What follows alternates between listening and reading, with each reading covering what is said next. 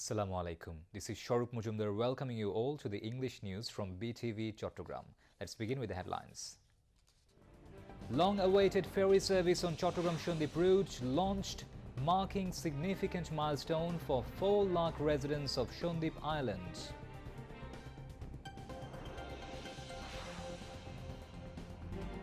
Expatriates from Shondip playing important role in strengthening country's economy, sending remittances from abroad, says Chief Advisor Professor Muhammad Yunus.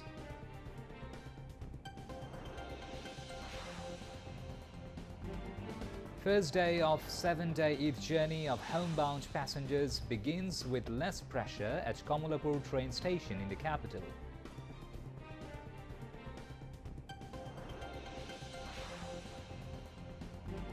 Israel's relentless bombardment of Gaza killed 61 Palestinians in last 24 hours.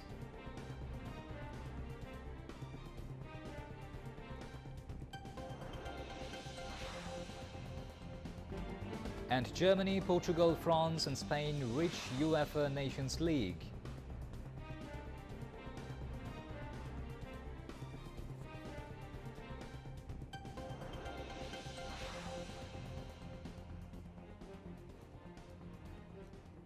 Those were the headlines. Now moving on to the details.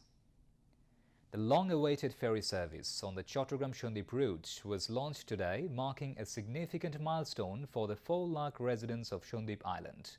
Shipping Advisor Brigadier General retired M. Shakwat Hussain inaugurated the ferry service on Chattogram-Shondip sea route, the first of its kind in the history of the country.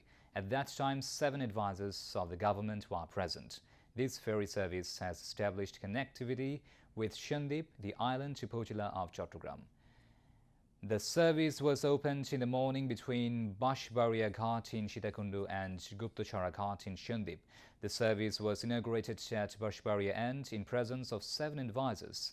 They are Shipping Advisor M. Shakwat Hussain, Energy and Mineral Resources Advisor Fozul Kabir Khan, Liberation War Affairs Advisor Farooq-e-Azam Bir Pratik, Forest, Environment and Climate Change Advisor Sayyid Rizwana Hassan, Primary and Mass Education Advisor Professor Dr. Bidhan Ranjan Rai Poddar and Fisheries and Livestock Advisor Farid Akhtar. Later, they inaugurated the ferry service at Guptachara Ghat in Shondip. The 7 advisors and officials concerned reached Guptachara Ghat from Bashbaria by ferry in almost 1 hour on the ferry. The advisors talked to local people. People of Shondip have been desiring this ferry service for decades. Approximately 4 lakh people live in this island of Chattogram. Initially, ferries will run 2 times a day. As many as 60 to 70 vehicles will be accommodated in one go by paying toll. Chief Advisor Professor Muhammad Yunus said the Shondip people are playing an important role in strengthening the country's economy by sending remittances from abroad. He told this at a public gathering arranged on the occasion of the launch of ferry service on Chattogram-Shondip route. The Chief Advisor joined the function virtually from the State Guest House, Jamuna. Chief Advisor said initiatives have been taken to declare Shondip as a seaport and opened Kumira Guptachara Ghat. He said once these initiatives are implemented, the long-standing suffering of the Shondip dwellers will minimize. With the launch of the ferry service in Shondip, everyone from children to sick and elderly people will be able to cross the sea safely and comfortably, he added.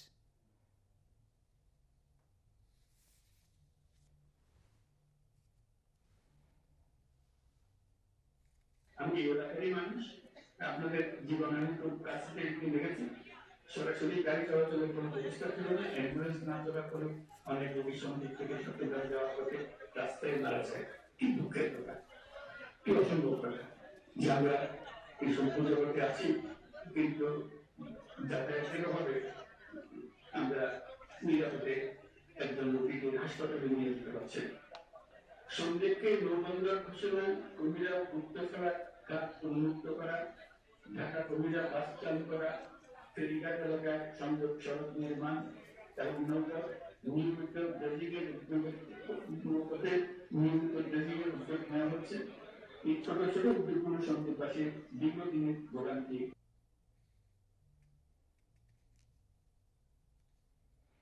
The Eid journey by trains has formally started today. On the first day of the 7-day Eid journey, there was not much pressure of homebound passengers at Kamalapur train station in the capital, as the holiday for Eid is yet to begin. The railway authorities said pressure of passengers will increase in the days ahead, and the railway has all preparations to address the pressure of homebound passengers as well as ensuring their safe journey to destinations. Like previous years, there is no scope for travel without tickets, as 3-tier checkposts are in place. As a result, there is no pressure of additional passengers at platforms. However, passengers suffered a bit as some trains didn't leave Kamalapur station in time. As many as 43 pairs of trains left Kamalapur today for different destinations.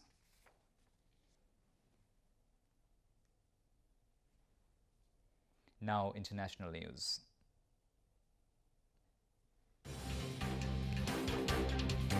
Israel's relentless bombardment of Gaza continues, with at least 61 Palestinians killed in attacks across the Strip over the past 24-hour reporting period.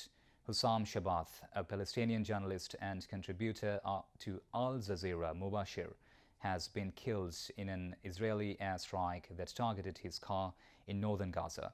Israel's renewed assault came hours after it bombed Nasser Hospital in Gaza, killing at least 2 people, including Hamas leader Ismail Borhuam. The Gaza Health Ministry said the strike hit the surgery department at Nasser Hospital in Khan Yunis. The Israeli military said its attack followed extensive intelligence and used precise munitions to minimize harm at the site. Hamas said a member of its political office, Ismail Barhuam, had been killed. Israel's defense minister, Israel Katz, confirmed the target was Barhum, and the military did not name the target, which it described only as a key terrorist in Hamas. After 2 months of relative calm in the war, Gazans have again been fleeing for their lives after Israel effectively abandoned a ceasefire, launching a new all-out air and ground campaign on Tuesday against Hamas. Canada's new Prime Minister Mark Carney has dissolved Parliament and called a snap election to be held on April 28. The decision launched the election race yesterday, which came just 2 weeks after Carney had taken office. He replaced Justin Trudeau at a time when Canada's relations with the United States are at a critical juncture. Mark Carney told the reporters that they were facing the greatest crisis of their lifetimes, caused by President Donald Trump's unfair trade actions and his threats to our sovereignty. He said that he wanted the strong and positive support of the Canadian people so that they could effectively counter President Trump's actions and build a new Canadian economy that worked for everyone, because they knew they needed change, big change, positive change. The Pakistan Army's media wing said in a statement yesterday that at least 16 people were killed in a gunfight along the Pakistan-Afghanistan border. The Inter-Services Public Relations ISPR said that security forces detected a group of terrorists trying to infiltrate into the country through the Pak-Afghan border in the Ghulam Khan Kale area. The army then effectively foiled their infiltration attempt when at least 16 people were killed in the intense exchange of fire. Pakistan has been continuously urging the Afghan government to ensure effective management along its border. The statement said that Pakistan's security forces are determined and committed to securing their borders and eliminating the threat of terrorism from the country. Now, news on sports. Germany, Portugal, France and Spain have reached the semi-finals of the UEFA Nations League. Italy held host Germany to a 3-3 draw in the second leg of the quarter-finals at Signal Iduna Park. However, Germany, which came back from a 2-1 win in the first leg, advanced to the last 4 with a 5-4 aggregate lead. History of a great comeback in Lisbon, Cristiano Ronaldo's Portugal defeated Denmark 5-2 in the second leg of the quarter-finals in the league. As a result, the Portuguese advanced to the semi-finals with a 5-3 aggregate lead over the two legs. Spain advanced to the last four by defeating the Netherlands 5-4 in a tiebreaker in the second leg of the quarterfinals. Earlier, the match ended in a 3-3 draw in regular time. The French, who lost 2-0 in the first leg, won 2-0 in regular time at home.